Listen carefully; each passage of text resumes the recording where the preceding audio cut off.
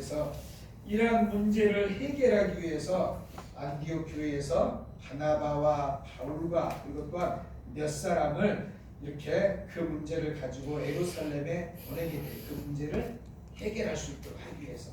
왜 하나님께서는 안디옥 교회, 이방인들이 모이는 교회에 생겼던 그 문제를 왜 하나님께서는 예루살렘 교회에서 문제를 해결하도록 하셨을까?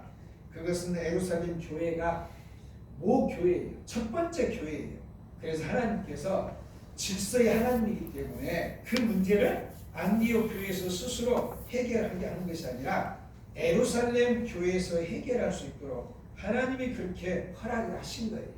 그래서 예루살렘 교회에 하나님께서 권위를 세워주시는 거예요. 그래서 예루살렘 교회가 첫 번째 교회로서 유대인들이 모였던 그러한 교회죠. 그러나 나머지 교회들은 다 이방인들이 모여서 생긴 교회들이거든요. 그래서 하나님께서 첫 번째 예루살렘에 그러한 교회를 세워주시고 또한 그 예루살렘 교회를 하나님께서 이렇게 그 위상을 높여주셨다는 것을 알 수 있어요. 교회에서도 마찬가지예요. 교회에서도 하나님은 모든 인간이 다 평등하죠. 평등하지만 직분에 있어서는 하나님이 차별을 두셔요. 목사나 평신도나 다 똑같아요. 한 영혼이에요. 하나님 보실 때는 다 평등해요. 그래서 우리는요, 목사도 사람이고 모든 성도들도 다 똑같은 인격을 가진 하나님의 형상을 닮은 하나님의 자녀들이에요. 그러나 이제 하는 일, 하나님이 맡겨주신 그러한 직분, 사명이 다르죠. 그래서 하나님께서는 그러한 직분 때문에 차별을 하시는 거예요. 차이를 두시는 거예요. 다른 것 때문에 차별하는 것이 아니라 그러한 직분 때문에 하나님 주신 사명 때문에 그러거든요. 그래서 오늘 여기 15장 1절에 보면 어떤 사람들이 이러죠. 여기 보면 여기 어떤 사람들이라는 것은 이 안디옥 교회에 유대인들을 말하는 거예요.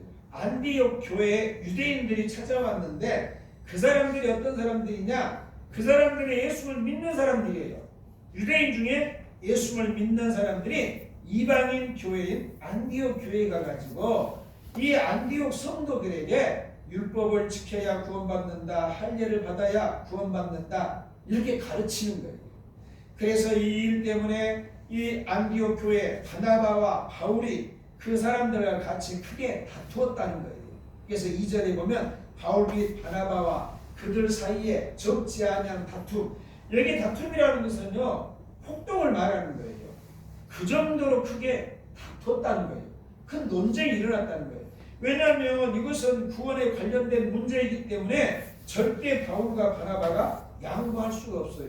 이 바울은 그랬잖아요. 내가 이방인에게 가서는 이방인처럼 행한다고 했어요.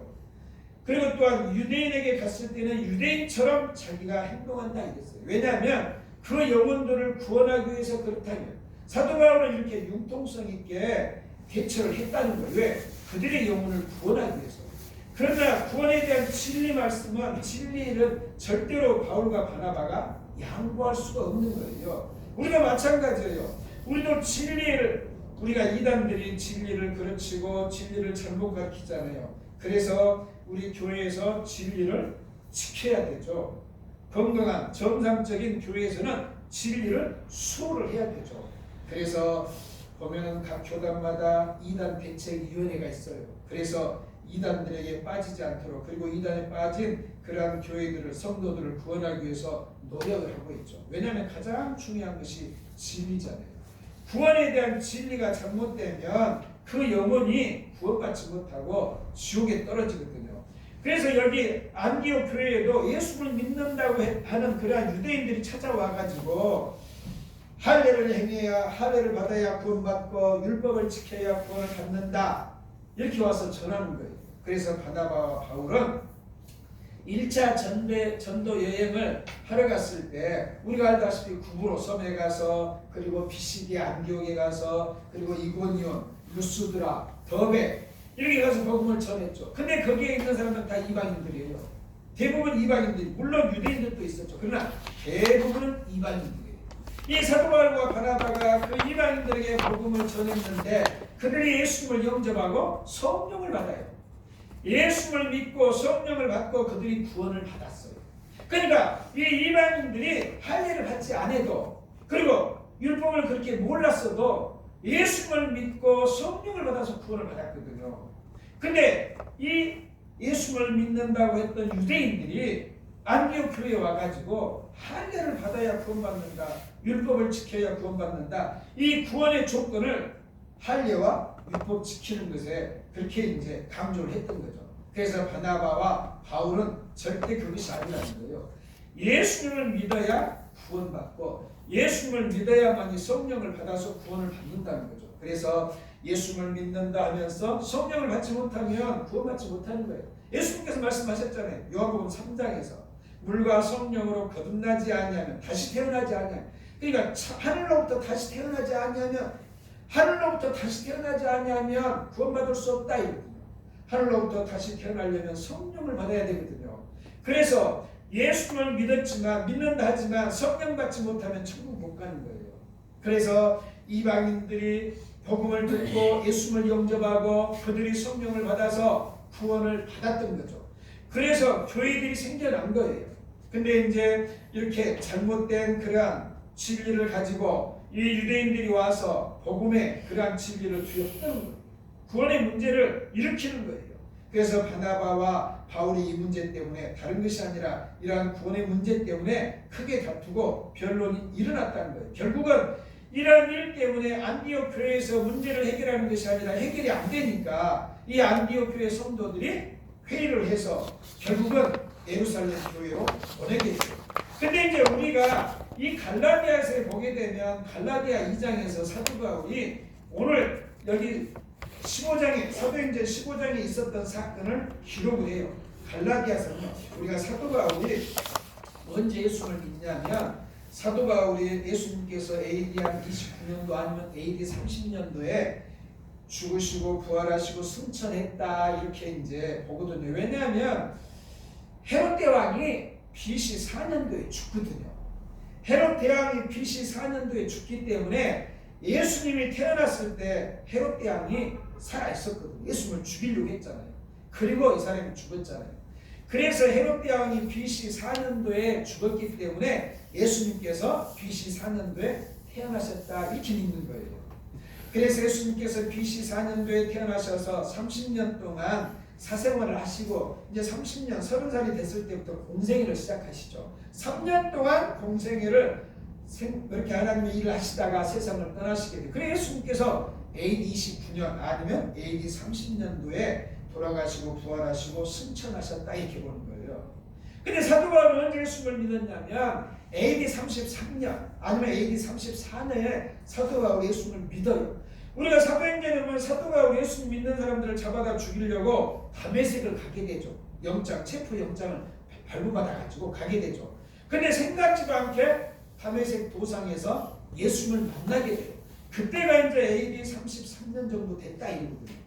그러니까 예수님께서 승천하시고 한 3년 정도 있다가 사도 바울이 예수님을 만나게 돼요.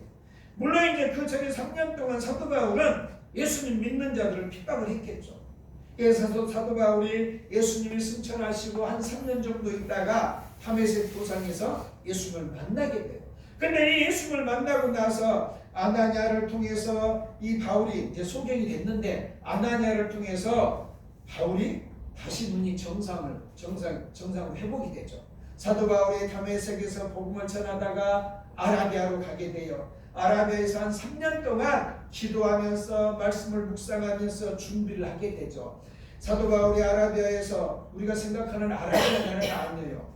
그 아라비아가 아니라 다메섹의 그 근처에 있는 지역을 옛날에는 아라비아라고 그랬거든요.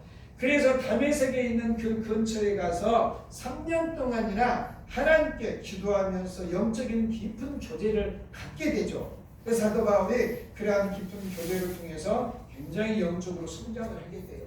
사도 바울이 3년 동안 아라비아에서 그러한 훈련을 받고 다시 이제 다메섹으로 돌아와서 복음을 전하다가 다메섹에 있는 유대인들과 아레다 왕의 그러한 신하들이 죽이려고 그러니까 이 제자들이 바구니에다가 사도 바울을 담아가지고 다메섹 성 밖으로 구출을 시키게 돼요.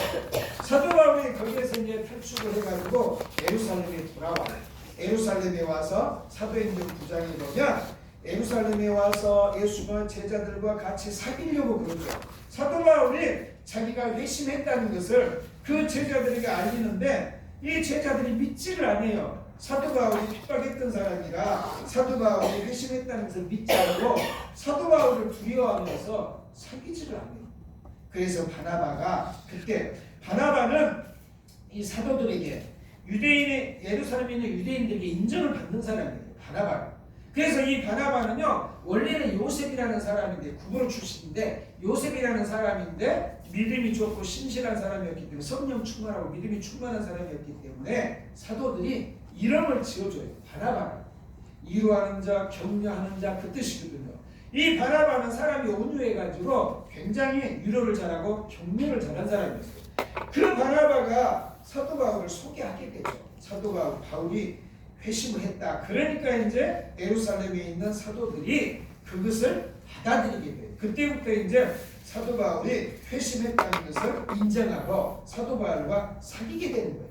근데 사도 바울이 그때 예루살렘에 있으면서 이 논쟁이 벌어지게 되죠. 헬라파 유대인들이 사도 바울을 죽이려고 그래요. 사도 바울이 결국은 예루살렘에 있지 못하고 가이사랴를 통해서 자기 고향 땅 다소로 돌아가게 돼요. 다소에서 한 10여 년 정도 지냈을 때 안디옥 교회가 탄생이 되고 바나바가 안디옥 교회에서 목회를 하는데 인력이 없어요. 영적인 인력이 없으니까 일할 사람이 없으니까 이 바나바가 물어 사도 바울을 찾으러 가죠. 이 성경에 보면 찾고 찾았다 이 말이거든요. 지금처럼 이렇게 통신이 발달한 것도 아니고 교통이 좋은 것도 아니고 사람이 걸어가야 되잖아요. 물어서 찾아가야 되잖아요. 그래서 바나바가 그 먼 길을 가가지고 사도 바울을 찾고 찾아요. 찾아내가지고 사도 바울을 데리고 안디옥에 와서 같이 사역을 하게 되죠. 그리고 나서 하나님께서 성령을 통해서 두 사람을 선교사로 세우게 돼요.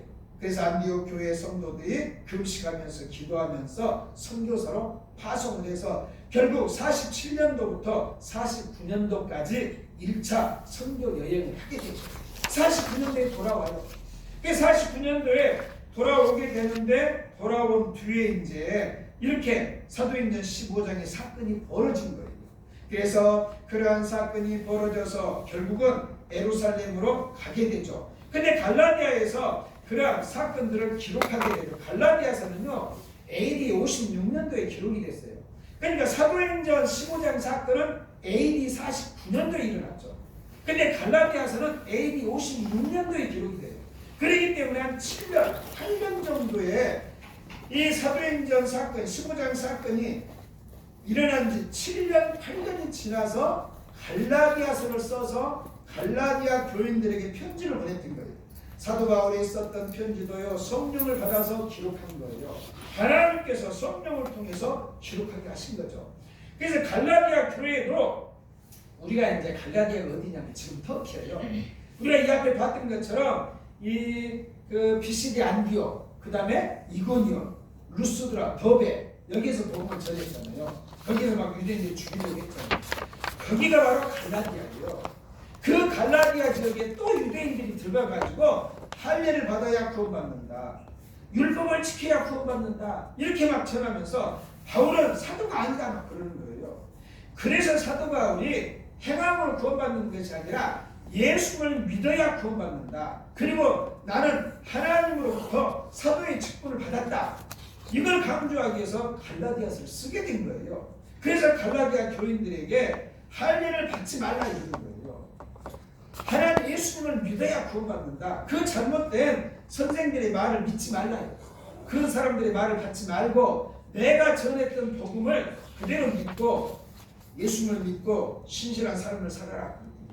그래서 사도 바울의 그러한 사도 직분을 부정하고 그러한 사도 바울이 전했던 예수님을 믿어야 구원이라는 그러한 복음을 그렇게 그르치게 하기 때문에 사도 바울이 그 심각성을 깨닫고 갈라디아서를 써서 그 갈라디아 교인들에게 보냈던 거예요.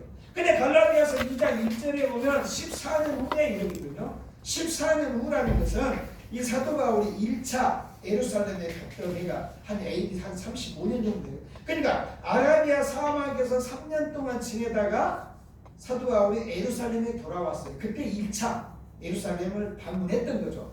그때로부터 14년이 지났다 이 말이거든요. 갈라디아서 2장 1절에서. 그러니까 14년이 지나서 그렇게 사도행전 15장 사건이 벌어졌다 그러거든요. 그러니까 49년이죠. AD 49년. 그래서 AD 49년도에 사도행전 15장 사건이 벌어졌는데 이 갈라디아서 2장 1절에 보면 14년 후에 내가 바나바와 함께 디도를 데리고 다시 예루살렘에 올라갔나니 했죠. 그러니까 사도행전 15장에서 예루살렘에 갔던 것은 세 번째 방문했던 거예요. 두 번째는 언제냐? 우리가 사도행전 11장에 보면 이 안디옥 교회 성도들이 구제 헌금을 하나님 앞에 드리게 되죠. 그 예루살렘 교회 성도들이 기근이 들어서 먹을 것이 없어요. 어려워요. 그래서 안디옥 교회 성도들이 그 얘기를 듣고 구제 헌금을 한 거예요. 그 구제 헌금을 가지고 바나바와 바울이 예루살렘에 와가지고 장로들에게 전해주거든요. 그때가 이제 바울과 바나바가 두 번째로 예루살렘에 방문했던 거예요. 그리고 이제 사도행전 15장에서는 세 번째 방문이거든요. 그때는 갈라디아서에 보면은 이렇게 기도도 같이 왔다 가고 기록되어 있어요. 근데 이제 갈라디아서 2장 2절에 보면 계시를 따라 올라가 있어요. 우리가 사도행전 15장에서는 안디옥 성도들이 그 문제를 해결하기 위해서 바나바와 바울을 보냈다 이랬지만 갈라디아서 2장 2절에서는 계시를 따라서 예루살렘에 올라갔다 이래요. 그러니까 이 사도 바울이 그 문제를 읽고 바나바와 사도 바울이 그리고 안디옥 교회 성도들이 그 문제를 놓고 하나님께 기도를 했죠. 그 문제를 놓고 하나님 앞에 기도했는데 하나님께서 바울에게 계시를 보이신 거예요. 예루살렘으로 가라. 예루살렘에 가서 그 문제를 해결받아라. 이렇게 하나님께서 계시를 주셨다는 거예요. 그래서 이 사도 바울이 그 계시를 받고 그 계시를 안디옥 성도들에게 알린 거예요. 내가 기도하였는데 하나님께서 이러한 계시를 주셨다. 그렇게 얘기를 하니까 안디옥 성도들이 사도 바울의 그러한 얘기를 듣고 그러면 우리가 그러면 예루살렘으로 바나바와 바울과 사람들을 몇 사람을 보내서 이 문제를 우리가 해결받자 이랬던 거죠. 그래서 이 바나바와 바울과 디도 그리고 그 외에 다른 사람들이 이렇게 예루살렘에 올라갔다는 거예요. 그래서 갈라디아서 2장 2절에 보면 계시를 따라 올라가 내가 이방 가운데서 전파하는 복음을 그들에게 제시하되 유력한 자들에게 사사로이 한 것은 내가 다름질한 것이나 다름질한 것이 헛되지 않게 하려 함이라. 사도 바울이 예루살렘에 가서 1차 전도 여행하고 돌아왔던 그러한 일들을 예루살렘에 있는 장로들과 사도들에게 다 보고를 했다는 거예요. 그러니까 1차 전도 여행 때 이 이방인들에게 복음을 전했을 때 그 이방인들이 예수님 믿고 성령을 받아서 구원받았다. 그리고 하나님께서 어떻게 1차 전도 여행 때 역사를 하셨는가에 대해서 예루살렘에 있는 장로들과 사도들과 성도들에게 자세하게 그 얘기를 했다는 거예요. 왜냐하면 사도 바울이 복음을 전해서 그 이방인들을 구원했던 그러한 일들이 헛되지 않게 하기 위해서 사도 바울의 그러한 일들을 다름질한 것으로 표현하고 있어요. 옛날에는 달리 물론 옛날에도 그렇게 세계적인 그러한 경기 대회가 있었어요. 그래서 달리기, 권투 이런 경기를 했었거든요. 그래서 사도 바울이 향방이 없는 주먹질을 하지 말라 이랬거든요. 그때는 권투 선수들이 이 상대를 향해서 정확히 이렇게 주먹질을 해야 됐잖아요. 그래서 상대방을 마치 때리지 못하면 이길 수가 없잖아요. 그런 것처럼 예수님 믿는 사람들은 향방 없이 살지 말라는 거예요. 확실한 목표를 가지고 살라는 거예요. 달리기 하는 사람들이 그 룰을 지켜서 달리기를 해야지 그 룰을 어긋나게 되면 십계탕에서 천국에 못 간다 이거거든요. 그래서 우리가 하나님의 그런 법을 따라서 살아갈 때 우리가 천국에 갈 수 있다는 거예요. 이 땅에서 우리가 영적으로 십계를 당하면 천국에 갈 수 없다는 거거든요. 그래서 사도 바울이 자기가 그러한 구원을 위해서 그러한 선교를 했던 일들이 헛되지 않도록 하기 위해서 이 예루살렘에 있는 장로들과 사도들에게 자세하게 하나님께서 어떻게 역사를 하셨는지 얘기를 했다는 거죠. 그래서 3절에 보면 그러나 나와 함께 있는 헬라인 디도까지도 원래 디도는 헬라 사람이에요. 유대인이 아니에요.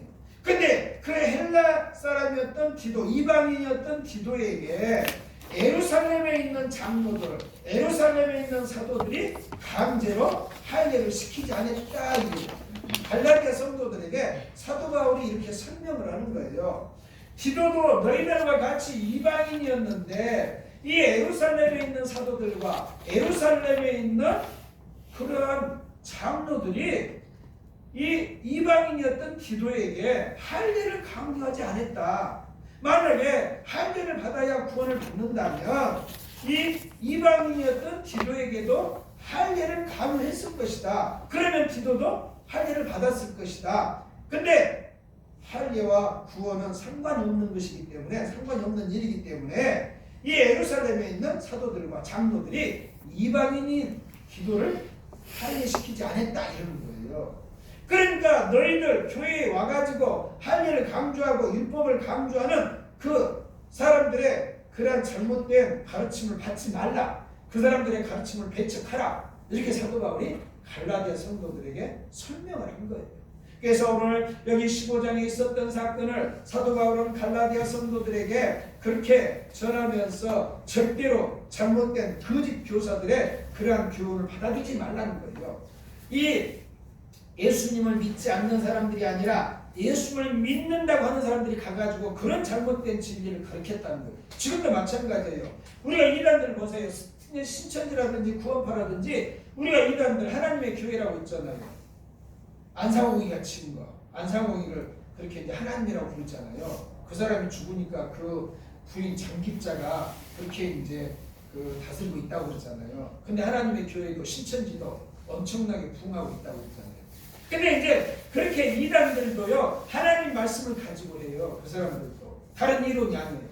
성경 말씀을 가지고 그 사람들이 잘못 해석을 하는 거거든요. 잘못 가르치는. 그러니까 이때 당시에도 예수를 믿는다고 하는 유대인들이 가가지고 그렇게 잘못된 진리를 가르치는 거예요. 그래서 이 사람들도 예수를 안 믿는 것이 아니라 예수를 믿는다는 거예요. 예수를 믿으면서 구원에 대한 진리를 정확히 알지 못하기 때문에 그들이 그런 잘못된 진리를 전했다는 거죠. 그래서 2절에 보면 그렇게 장로들에게 보내기로 작정했다 그래요. 그래서 갈라디아서를 보게 되면 먼저 사도 바울에게 하나님께서 계시를 주셨고 사도 바울이 그 계시를 안디옥 교회 성도들에게 말하니까 그 안디옥 성도들이 사도 바울의 계시를 인정을 하고 바나바와 바울과 디도와 그리고 몇 사람을 예루살렘으로 보내기로 작정했다. 지금 15장 2절에서는 그렇게 말하고 있는 거예요.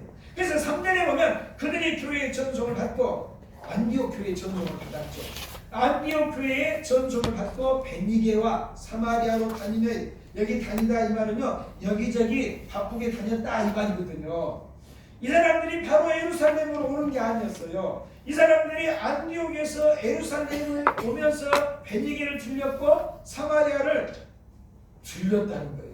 베니게 지역 여기저기 광범위하게 사마리아 지역도 여기저기 광범위하게 이 사람들이 들렀다는 거예요. 왜냐하면 베니게와 사마리아에도 예수를 믿는 사람들이 있거든요. 그래서 그 사람들에게 복음을 전하기 위해서 그 사람들에게 격려하기 위해서 그 사람들이 올바른 믿음을 유지하도록 하기 위해서 그 사람들을 찾아갔던 거죠. 그렇다면 이 베니게, 사실 베니게는요 영어로는 페니키아인데 지금으로 말한다면요 우리가 레바논, 지금 헤즈볼라, 레바논에 헤즈볼라가 있잖아요. 이 헤즈볼라는요 이란이 만든 무장 단체예요. 하마스는 물론 하마스는 팔레스타인 사람들이 만든 무장 단체지만 이 헤즈볼라는요 이란 사람들이 만들었어요. 그래서 이 레바논에 있는 헤즈볼라는 이 이스라엘과 국경 지역에 있어요. 그래서 이스라엘을 공격하기 위해서 이란이 창설을 했거든요. 레바논이 만든 게 아니에요. 이란이 만들었어요. 헤즈볼라를. 그러니까 이 헤즈볼라는 하마스보다 훨씬 더 강력한 그런 무장 단체라고 그러거든요. 근데 이 헤즈볼라가 이스라엘을 공격하잖아요. 그러니까 이스라엘도 보복 공격을 하잖아요. 근데 이 헤즈볼라가 전면적으로 공격을 못해요. 왜냐하면 전면적으로 공격을 하게 되면 완전히 이스라엘에게 전복을 당하고 공격을 당해버리잖아요. 그러면 이란은 엄청난 손실을 당하거든요. 이란이 이스라엘을 공격하기 위해서 그 헤즈볼라를 만들었거든요. 근데 그 헤즈볼라가 완전히 전멸 당해버리면 이란은 힘이 약해지잖아요. 그러니까 전면전을 지금 못하고 있는 거예요. 하고는 싶어도 이스라엘이 워낙 강하니까 이스라엘을 이길 수가 없으니까 저렇게 선전포고를 하지만은 전면전을 펼치질 못하고 있는 거예요. 지금 우리가 가자 지역의 북부 지역의 그런 땅굴, 지금 김정은이는요, 지금 그 땅굴을 김정은이로부터 북한으로부터 전수를 받아가지고 그 땅굴을 팠다 이러거든요. 이 북한의 그러한 북한을 모델 북한의 그 모형으로 삼아 북한에서 팠던 그 땅굴을 모형으로 해가지고 그렇게 이제 가자 지역에서 땅굴을 팠다 이렇게 보고 있어요. 그러니까 이 북한의 도움을 받아가지고 조언을 받아가지고 팠기 때문에 요즘에 이제 이스라엘에서 땅굴에다가 이렇게 화약약품을 넣어가지고 거기서 이제 폭발을 시키잖아요. 김정은이가 자세히 보고 있을 거예요. 왜냐하면 북한에서 지금 엄청나게 남쪽으로 땅굴을 많이 파놨거든요. 학교 밑에 이런 데다가 출구를 만들어놨어요. 공원과 학교 밑에. 지금 저기 하마스도 그러잖아요. 병원 밑에다가 출구를 만들어가지고 얼마 전에 지금 병원에다가 폭격을 했는데 거기가 하마스의 무기 창고였다고 이러잖아요. 이 사람들은요, 병원이라든지 학교에다가 일부러 출구를 만들어놔요. 왜냐하면 공격하지 못하게 하려고. 그래서 이 이스라엘에서 다 피난 가라 명령을 했잖아요. 그렇지 않으면 쏘겠다 했잖아요. 그래가지고 지금 병원에다 쏘고 이러잖아요. 출구를 찾아가지고. 김정은이는 지금 자세하게 보고 있을 거예요. 그래서 북한에서 땅굴을 그렇게 많이 팠기 때문에 그러한 무기가 필요해서 이스라엘이 그렇게 사용하는 무기가 정말로 얼마나 효력이 크다는 것을 알 수 있어요. 우리도 마찬가지예요. 하나님께 기도하면서 우리나라에서도 대비를 해야 되거든요. 이 레바논, 지금은 그렇게 시끄럽지만 이 레바논, 옛날에 토르와 시돈이 있었던 지역이 베니게거든요. 근데 이 베니게와 사마리아, 우리가 알다시피 사도행전 8장에 보면 이 필립이 이 스데반 집사가 7장에서 죽임을 당하고 그리고 본격적으로 예루살렘에 핍박이 임하게 되죠. 그러니까 믿는 이 예루살렘의 성도들이 각처로 흩어지게 돼요. 이 사람들이 복음을 전하게 되는데 필립은 사마리아로 가서 복음을 전하죠.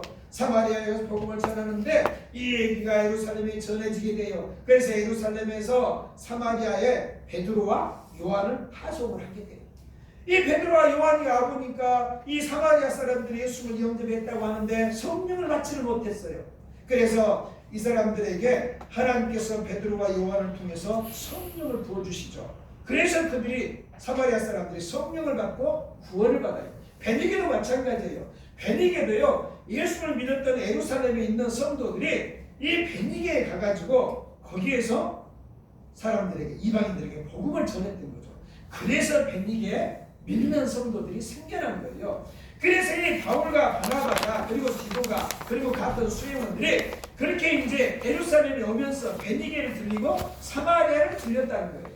거기에 들려서 하나님께서 1차 여행 때 어떻게 이방인들에게 구원의 역사를 행하셨는지를 자세하게 그들에게 전하면서 하나님께 영광을 드린 거죠. 그리고 또한 그들에게 너희들도 알다시피 할례를 받아야 구원받는 것이 아니라 율법을 지켜야 구원받는 것이 아니라 예수를 믿어야 구원을 받고 성령을 받아야 구원을 받는다. 이렇게 이제 베니게 사람들과 이 사마리아에 있는 성도들에게 그렇게 전하면서 예루살렘에 오게 되는 거예요. 우리가 사도행전 13장 39절에 보면 이 앞에 우리가 말씀을 봤던 것처럼 39절에 13장 39절에 보면 또 모세의 율법으로 너희가 의롭다 하심을 얻지 못하던 모든 일에 모세의 율법으로 여기 보면 너희가 의롭다 하심을 얻지 못한다 이랬죠. 의롭다 하심을 얻지 못한다 이 말은요, 구원받지 못한다 이 말이에요. 너희들이 율법으로 구원받지 못한다 이 말이거든요. 우리가 율법으로 구원받는 게 아니에요. 예수를 믿어야 구원해요. 예수를 믿고 성령을 받아야 구원해요. 그래서 이 모세 율법으로는 구원을 받지 못한다 이 말이거든요. 왜냐하면 우리가 갈라디아서에 보면은 율법은 농악 선생이다 이래요. 율법은요, 우리를 구원 못 시켜요. 거울이 우리의 묻어있는 얼굴에 묻어있는 것을 지워주지 못하잖아요. 이 거울이. 그런 것처럼 율법은요, 우리의 죄를 가리켜요. 너는 무슨 죄를 지었다 이렇게 가르치기만 하지 우리의 죄를 없애주지를 못해요. 율법은요. 그러면서 율법은 그래요. 나는 너희들을 구원할 수 없다. 그래서 율법이 예수님께로 인도하는 농악 선생이라는 거예요. 나는 너희들을 구원할 수 없다. 그러니까 너희들은 예수를 믿어라. 이게 율법의 역할이라는 거예요. 근데 이제 율법이 언제 주어졌냐? 우리가 구원이라는 말은요, 출애굽 이스라엘 백성들이 애굽에서 나오는 것을 구원이다. 구원의 원뜻이 그래요. 근데 이스라엘 백성들이 애굽에서 나올 때 어떻게 나왔냐? 어린 양을 잡잖아요. 양을 잡고 그 양의 피를 문설주 문지방에다가 바르게 돼요. 하나님께서 그렇게 명령하셨죠. 그래서 죽음의 천사가 그러한 집들은 그냥 넘어가요. 그래서 6월절이다 이러거든요. 그래서 출애굽의 그러한 사건은 양의 피 때문에 그들이 유대인들이 이스라엘 사람들이 구원을 받는 거죠. 어린 양의. 그래서 그 양의 피는요 예수님의 피의 모형이에요. 예수님의 피의 그림자예요.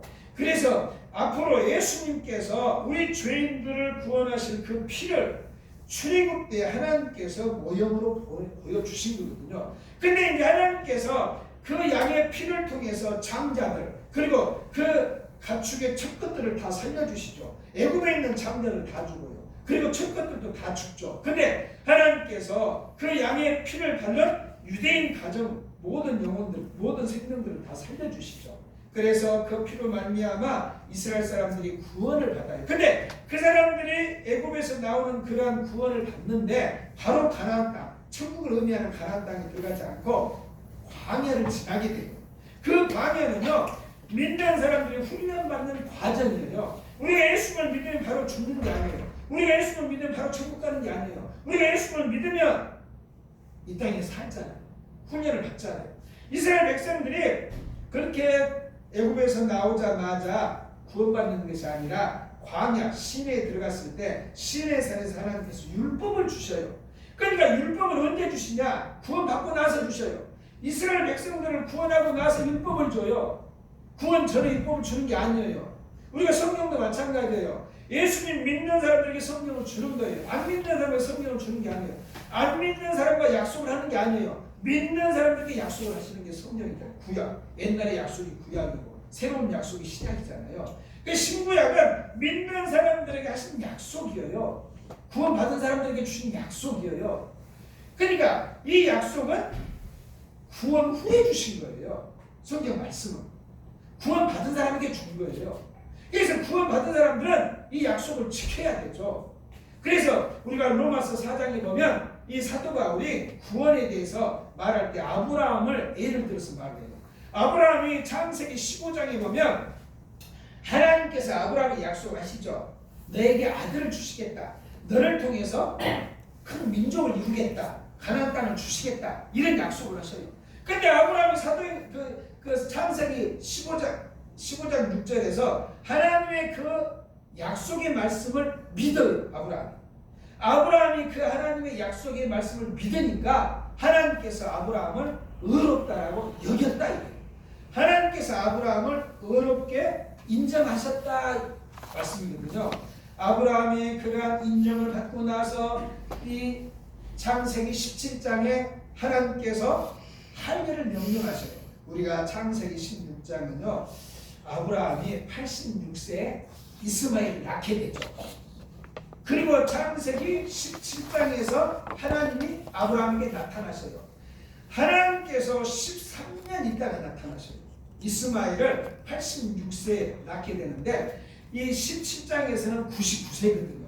99세에 아브라함에게 나타나시는데 하나님은 왜 13년 동안 아무 말씀도 안 하시고 왜 13년 동안 아브라함에게 나타나지 않으셨을까? 그것은 하나님께서 분명히 아브라함에게 너에게 내가 아들을 주겠다 약속했거든요. 근데 아브라함이 사라의 말을 듣고 85세에 하갈과 동침을 하게 되죠. 그래서 86세에 이스마엘을 낳게 되죠. 하나님께서 아들을 주시겠다고 약속을 했는데 아브라함이 참지 못해가지고 인간적인 방법으로 아들을 낳았어요. 그래서 하나님께서 실망을 하셔서 하나님께서 아브라함에게 13년 동안 나타나지를 않으셔요. 그래서 17장에서 99세 됐을 때 하나님께서 아브라함에게 나타나셔가지고 다시 약속을 하셔요. 약속을 갱신을 해요. 하나님께서 그 약속을 파약을 해도 상관없어요. 근데 하나님은 약속을 지키기 위해서 또 창세기 17장에서 아브라함이 99세 됐을 때 나타나셔서 말씀을 하셔요. 내가 아들을 주겠다. 근데 아브라함이 창세기 17장 17절에서 또 웃어요. 아들을 주겠다 그러니까 믿지 못하고 웃는 거예요. 하나님 앞에. 18장에서 하나님께서 아들을 주시겠다 그러니까 그때는 또 사라가 웃어요. 아브라함도 웃고 사라도 웃어요. 하나님이 아들을 주시네. 그만큼 믿지 못했다는 거죠. 근데 하나님께서는 그렇게 믿지 못했어도 하나님께서 약속하신 대로 이삭을 주잖아요. 그리고 하나님께서 아브라함의 이름도 창세기 17장에서 아브라함의 이름도 사라의 이름도 그리고 이삭의 이름도 지어주셔요. 옛날에는요, 물론 지금도 부모님이 자식들을 이름을 지어주지만 옛날에는 자식들은요 부모의 소유다, 소유물이다 이렇게 생각했어요. 옛날에는 이름을 받는 자가 이름을 지어주는 사람 것이에요. 옛날에는. 그러니까 자식들은 부모의 소유다 해가지고 부모들이 자식의 이름을 지어줬거든요. 근데 창세기 17장에서 하나님께서 아브라함의 이름을 지어주시고 사라의 이름을 지어주시고 이삭이 태어나지 않았는데 이삭의 이름을 지어줬잖아요. 그건 뭐냐면 아브라함도 하나님의 것이고 사라도 하나님의 것이라는 거예요. 하나님 이름을 지어줬잖아요. 그러니까 아브라함도 하나님의 것이고 이삭도 하나님의 것이라는 거예요. 그리고 이삭이 이제 쌍둥이를 낳게 되잖아요. 근데 하나님은 야곱을 선택하잖아요. 그래서 이삭을 하나님의 소유로 하나님이 여기시고 이삭을 통해서 태어난 야곱을 통해서 태어난 그 후손들은 하나님의 것으로 하나님이 인정을 하시는 거예요. 그래서 이스라엘을 하나님께서는 내 것이다 이런 거예요. 내 백성이다 이런 거예요.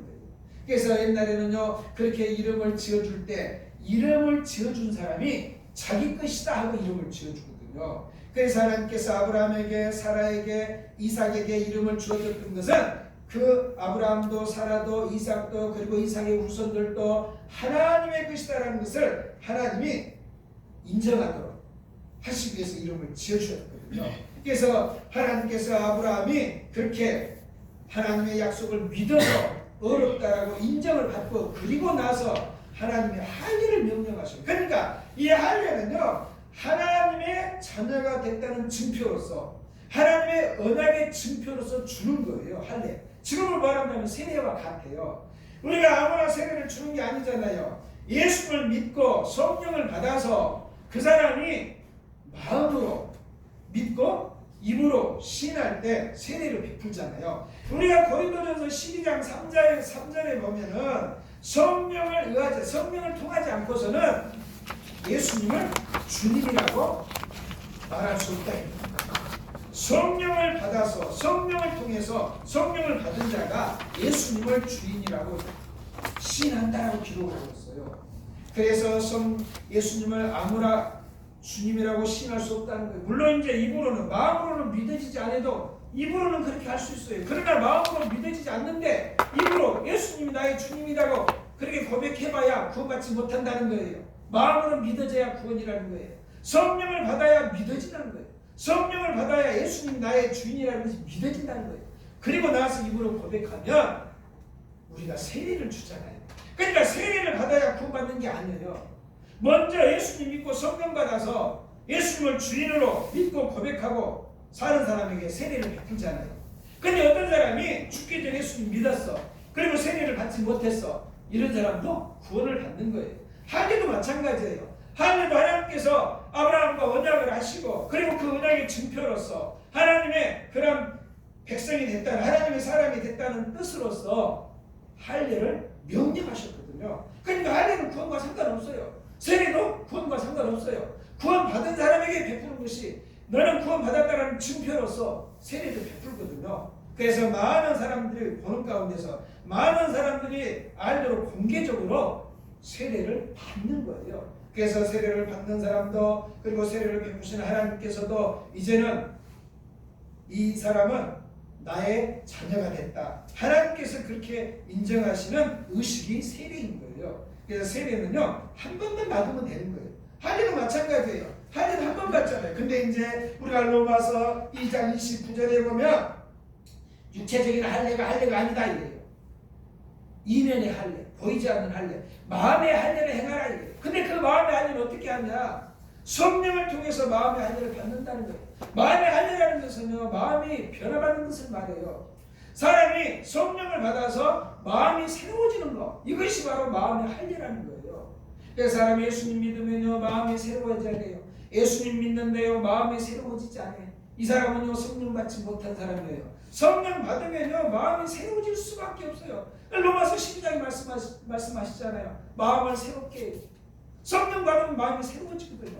그래서 예수님 믿는다 하면은 무조건 성령 받아야 구원받는 거고, 그 다음에 성령 받은 사람은 마음이 새로워져. 마음의 한의를 받기 때문에. 그래서 예수님 믿는 사람은 말로 외적인 그러한 것으로 그 사람이 구원받는 게 아니라는 거예요. 이면적인 표면적인 유대인이 아니다 이래요. 로마서 2장에서는 이면적인 유대인, 보이지 않는 유대인이 참 유대인이다 이 말이군요. 그 보이지 않는 이면적인 유대인이 누구냐? 성령을 받아서 마음의 한의를 받은 사람이 진짜 참 유대인이다 이 말이에요. 이 유대인들은요, 자기들이 아브라함의 혈통적인 후손이다 해가지고 자기들은 무조건 구원받는다 이렇게 특권의식을 가졌어요. 근데 사도 바울이 아니다, 그들을 책망하잖아요. 너희들 혈통적인 그런 아브라함의 후손이지만 너희들은 구원받지 못한다. 그래서 예수님도 그랬잖아요. 삭개오 만나가지고 삭개오 만나서 그 집에 예수님이 방문하시게 되죠. 그래서 삭개오를 아브라함의 후손으로 하나님이 예수님께서 인정을 하시게 됐잖아요. 그래서 삭개오도 구원을 받았던 거예요.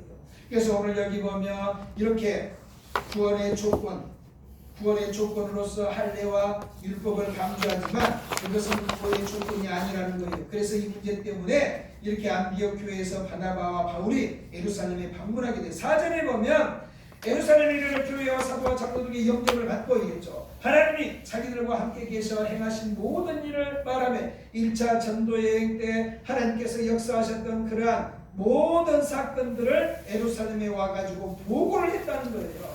그래서 예루살렘에 있는 그러한 장로들과 사도들도 이 바울이 하나님 앞에 이방인의 사도로 세움을 받고 그러한 이방인 선교를 했다는 것을 인정하게 되죠. 우리가 2차 방문 때는 그렇게 이 바울을 인정하지 않고 바울을 피했던 사람들이 이렇게 세 번째 만났을 때는 반갑게 영접하고 그들의 선교 보고를 듣고 하나님께 영광을 드리는 우리가 보게 돼요. 그래서 우리가 사도행전 15장 사건은요, 성경에서 최초로 종교회의가 열렸던 그러한 회의, 굉장히 중요한 사건이거든요.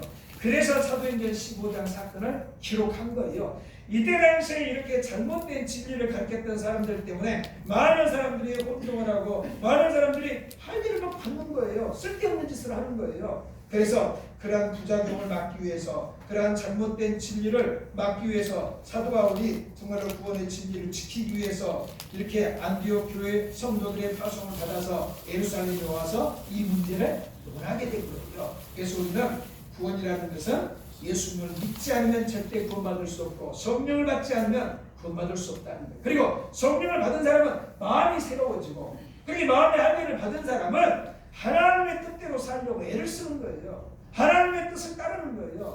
마음의 할례를 받지 못하는, 성령 받지 못하는 사람은 자기 뜻대로 사는 거예요. 자기 욕심대로 사는 거예요. 자기 유익을 위해서 사는 거예요. 그러나 성령을 받은 사람은 마음이 새로워져서 목적이 달라져요. 자기를 위해서 사는 것이 아니라 하나님의 영광, 하나님의 나라를 위해서 사는 거예요. 절대 이기적으로 살 수 없어요.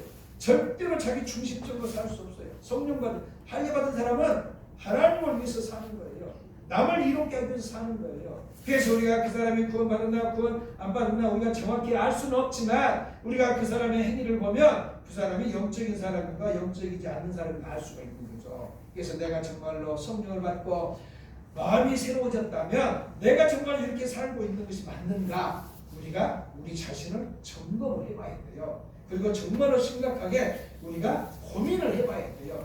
왜냐하면 구원과 관련이 있기 때문에 그래요. 그래서 우리는요, 절대로 하나님의 그러한 선물로서 성령을 받고 구원을 받았다면 내가 지금 이대로 살고 있는 것이 맞는가, 아니면 내가 잘못 살고 있는가, 우리 자신을 살피면서 우리가 잘못 살고 있으면 돌이키고 하나님의 뜻을 따르는 삶을 살아야 될 줄로 믿습니다. 바울의 말씀을 생각하시면서 주의 성령으로 기도합니다. 주여, 주여, 주여. 하나님 감사합니다. 저희들 하나님의 은혜로 구원받고 하나님의 은혜로 지금까지 살아왔지만 저희는 정말로 중심으로 주님을 위해서 살고 있는지 아니면 정말로 하나님을 미워하고 있는지 우리가 우리 자신의 삶을 살펴볼 수 있게 도와주시고 우리의 잘못된 일을 주님 앞에 세워질 수 있도록 도와주시옵소서. 주옵소서. 살살 제 마음을